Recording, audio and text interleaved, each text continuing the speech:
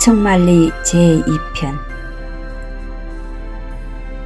2부 대기실은 숨이 막혔다. 차례를 기다리며 붐비는 사람들 때문만이 아니었다. 불볕을 내리붙는 삼복의 바깥날 때문만도 아니었다.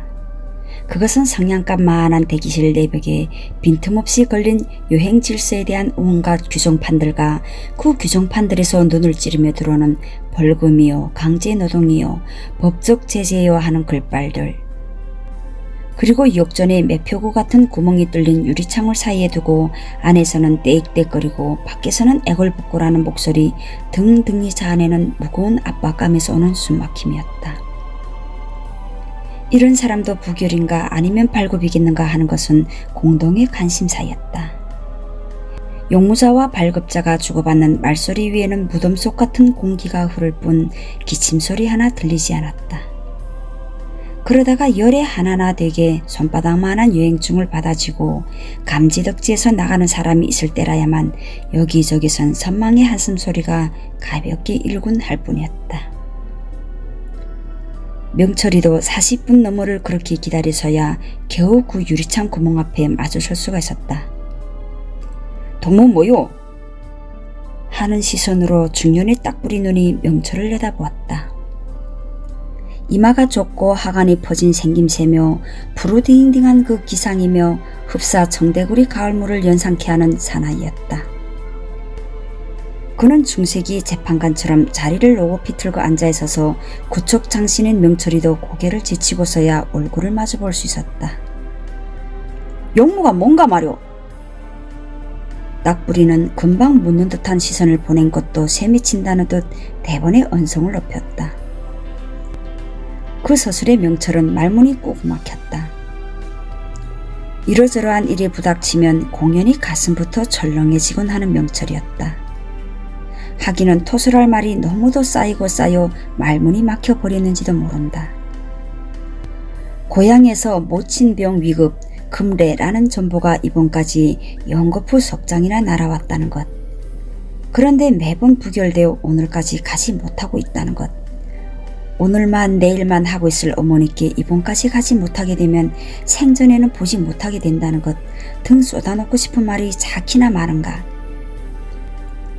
하지만 명철이 눈딱부리 재촉 앞에서 꺼낸 말이란 겨우 이거 하는 외마디 소리뿐이었다. 그 소리와 함께 명철은 담배인 주먹 안에 꾹 움켜쥐고 있던 조그만 전보장을 유리구멍 안으로 조심스레 들이밀었다. 이건 또 뭐야? 눈딱부리가 혼자 말인 듯 내뱉는 소리였다. 전보입니다. 여보, 누가 전보인지 몰라서 묻는가? 동문 직장원인데 왜 본인이 직접 이걸 들고 다니는가 말이오. 기업소 증명서 취급자에게 보내오지 않고. 얘 취급자한테 보내왔댔는데 부결당했다기. 뭐요? 이 동무가 이거? 그래, 부결당한 거 동무가 오면 누가 된답대? 그런 게 아니라 이번이 세 번째인데. 명철은 품속에서 보풀이 인천 뽑은 2장을 더 꺼내어 구멍 안으로 또 밀어넣었다. 사정 좀 하자요. 제가 맞이자 외아들입니다. 고향엔 시집간 누이 동생과 어머니뿐인데. 됐소. 명철이 입을 털어막기라도 하듯 유리구멍에서 전범은 석장이 콱 쓸어나왔다. 상부의 지시란 말이오. 그 지방은 1호 행사 예견으로 증명서를 제안하라는. 내가 비밀까지 다 대줘야만 알겠소. 그래도 부모가 마지막 길을 간다는데. 이부, 여긴 흥정판이 아니야. 이부란 말이오, 이부. 사나이의 딱부리 눈알이 우악스레 아래 위로 디글거렸다. 수봉의 가슴 속에서 꺼지는 듯한 한숨소리가 새어나왔다. 이부라는 곳이 군 행정경제위원회 울타리 안에 있기는 해도 소속은 군 안전부이며 그 성문들은 사복 속에 견장을 단 안전원들이라는 것을 모르는 사람이 어디 있으랴. 그럼에도 지금 눈딱부리가 생색을 내어 이부라는 말을 거듭 외쳐야 된다는 것은 무엇을 의미하는가. 이 땅에 태를 묻어 30여 년 체질화된 그 어떤 타성이 명철에게 무엇인지를 기뜸했다. 명철은 창구 앞에서 공손히 비켜서고 말았다.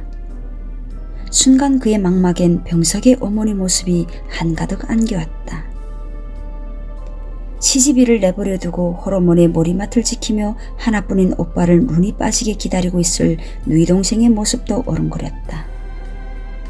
남편이 두고 간 오누이를 키우느라 약골인 어머니로서는 뼈를 갈아야 하는 농장일도 낙으로 살아오신 어머니. 원래 명철은 군대 복무를 끝내면 고향으로 돌아가 농사일을 하려 했었다.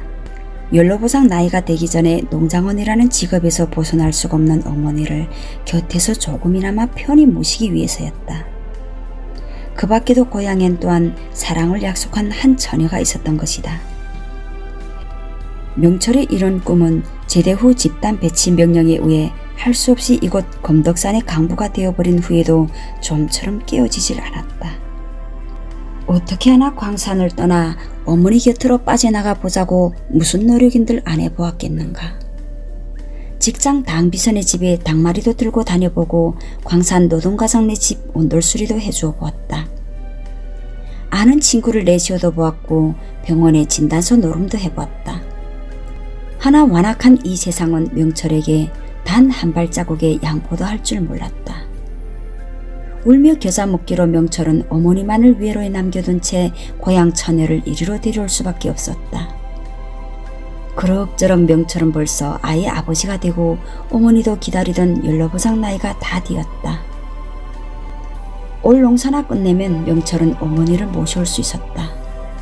그런데 어머니가 그 마지막 고비를 눈앞에 두고 덜컥 지쳐 쓰러지실 줄이야 어이 알았으랴.